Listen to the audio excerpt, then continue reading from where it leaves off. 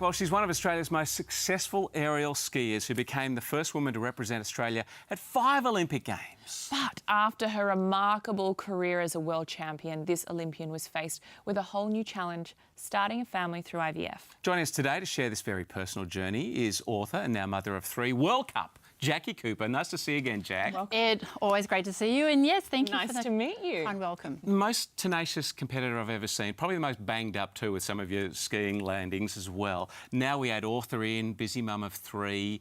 How do you in your chaotic life find some sort of a balance? Look, it really is chaos, and I think you have to embrace it, really. And, obviously you're a new mum and it'll just get harder, I think, and busier from there. And, I've always liked to have a few balls in the air, and I think when you have kids and you're a businesswoman and you're doing all sorts of things and you throw a couple of books in there, well, you know what? Everything gets busy.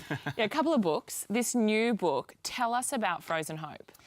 Oh, Frozen Hope is a book that I really felt like I needed to write after I had IVF. And when I started IVF, the only book that I could find out there, because I wanted so much information I couldn't find it, was IVF for Dummies. And I was so insulted by the name of the book, and I thought, surely there has to be more, and there wasn't. I ended up finding myself on internet trying to get information. I thought, I have to write a book for women and men and families going through the same thing I was. And when did you feel like it was time to explore the IVF journey?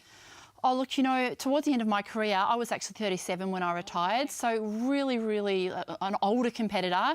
But I always got told, you're fit, don't worry, you'll be able to have a family. Look at you, you look great. But you know what? Your eggs don't know that you're a world number 1, They're just getting old. And so, not long after we started to try and have a family, 6 months, they said, tops, we need to look at other ways of trying to get you pregnant. And it was more than just needing some hormone treatment. We needed the whole works. A healthy pro athlete, yet you spent decades landing on your head and in awkward positions. Not the greatest sort of preparation to start a family. In fact, didn't they give you some minuscule sort of percentage chance of falling pregnant? Look, they did. They said I had 6 fertility issues. Most couples that need IVF have 1, maybe 2. But being presented with 6, they said, we need to present you with the likelihood of this outcome, and they said it's about a 4% chance. Goodness. And when they said 4%, I was actually excited because I thought they'd written me off. Right. And so I was like, okay, we can do this. I had felt like I'd conquered the world doing aerial skiing, and there was probably a small chance that a girl from Australia could be a world champion. I thought I can really tackle this with the same mindset. Fantastic. All right. So people reading the book, it's for the husbands as well to be involved because it's pretty gruelling on the guys as well. Oh, look, it is. It is. At the time, I was so selfish, and I think it took me writing the book to realise how selfish I was. I was like, I just want this baby now. And we had to put my husband on a sex schedule. Most husbands... That's fun, isn't it? What is that? Is it Tuesday at 6? Oh, Dal. It is. And when my husband was working in Queensland at the time, I had to hightail it up to Queensland. Did you really?